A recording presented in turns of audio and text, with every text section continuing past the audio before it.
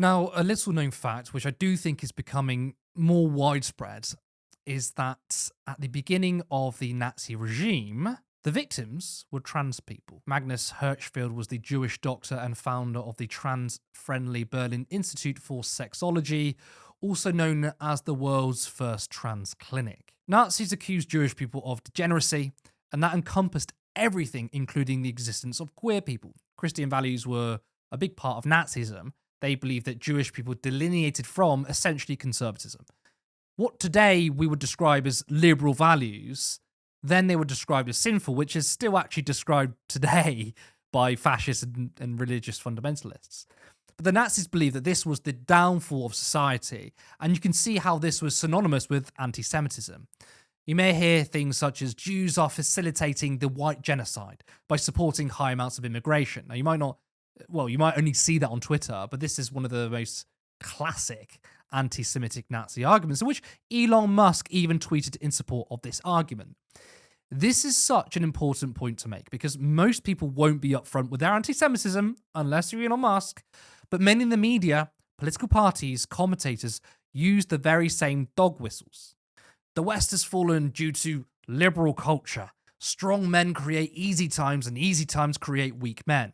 Our culture is being diluted. Kevin, this is not in any way downplaying anti Semitism. In fact, I think they work hand in hand. But the moral panic over culture, degeneracy, or liberal far left values, queer people, and the outrage of the trans community is very much Nazi ideology. Now, I'm not saying that all transphobes are Nazis, but what I am saying is that there's literal historical precedent for the rise of fascism, with trans and queer people being one of the first victims.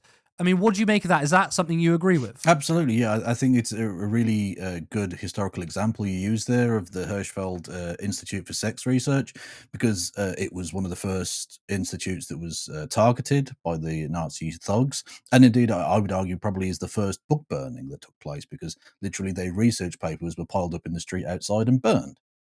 Setting back sex research by potentially decades. How far along we would have been in that process if we'd had that, because it was basically the only such clinic, really, of its kind in the world. To be honest, it was genuinely groundbreaking. Um, but because it deviated from heteronormativity, it had to be destroyed, because that's the Nazi way, isn't it?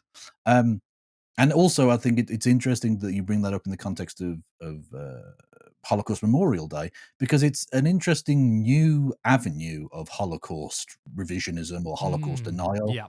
that we've seen from the likes of J.K. Rowling and other TERF individuals, that they've decided to deny that that ever took place, that the destruction of the sex research or the Institute for Sex Research took place, because that's inconvenient. Because then, again, in the same way that all Holocaust denial works, they try and downplay it because they want to repeat it.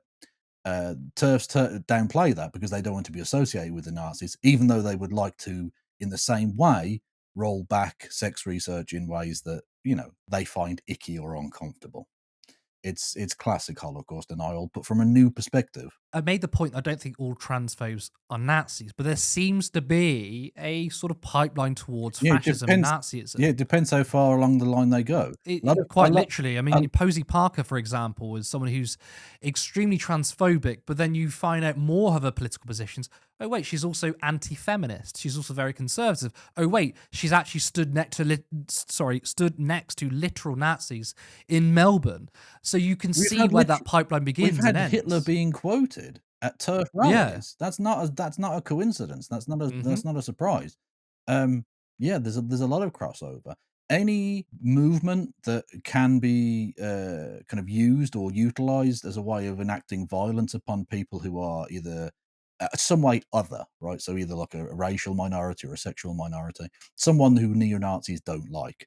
Any movement that can be latched onto, especially one with plausible deniability or with a certain amount of political clout, will be latched onto by neo Nazis and pull people in that direction.